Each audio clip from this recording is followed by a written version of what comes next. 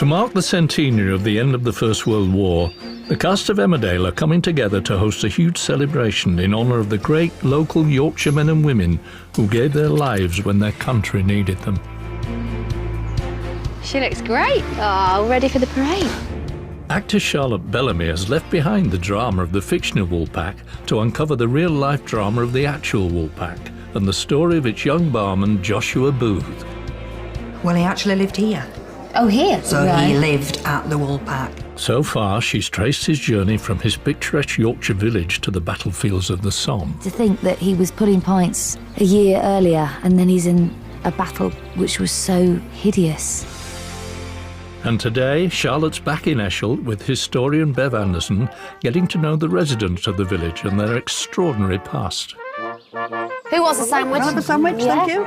Esholt has been hosting an annual summer party for hundreds of years, and it's as important today as it was a century ago in 1914. Do you know what? It's so nice to see everybody out today. It feels like a real community here. So, yes, it hasn't changed very much, really, over the years. So even back at the start of World War I, it was busy. It's always been a small community. So, when the men were called up, that must have been devastating. Well, it must have been, because out of a village of only 200, 53 of the men were actually, they served in World War I. 53. So that's 25% of the population. Yeah. And the prospect of that is just unimaginable to us today, I think. It's all their young men. Esholt has remained a close-knit village for generations of families, but the community was shattered by the arrival of the Great War. You know, the more you hear about the First World War and how it really affected a community like Esholt, it must have been really strange for them.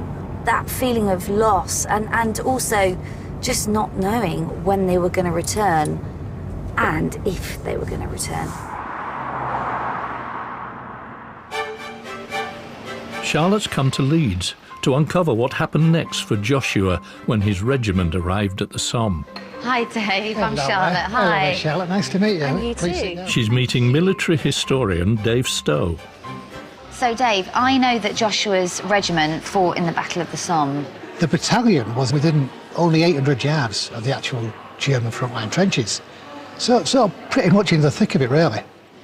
So, how many in his regiment were injured? How many casualties and deaths? Well, do we know? We've got a rough idea, and around 35 men from C Company were either killed or wounded. I mean, I've got an extract from the Duke of Wellington's war diary here. Right. I'll just quote this. Trenches were in a very bad state and had suffered much during the recent bombardment. Many British dead were lying in and about the trenches. So what I am desperate to know is, did Joshua survive the Battle of the Somme? Joshua Booth did survive the Battle of the Somme. Did he? He survived, and he went to fight on. With Joshua still on the front line, it would have been a long wait for his family, friends and his sweetheart Winnie to find out about his lucky escape from the Somme. Maybe they didn't hear for weeks on end if he survived or not. That must have been terrible. I just hope that Joshua had a future to come home to.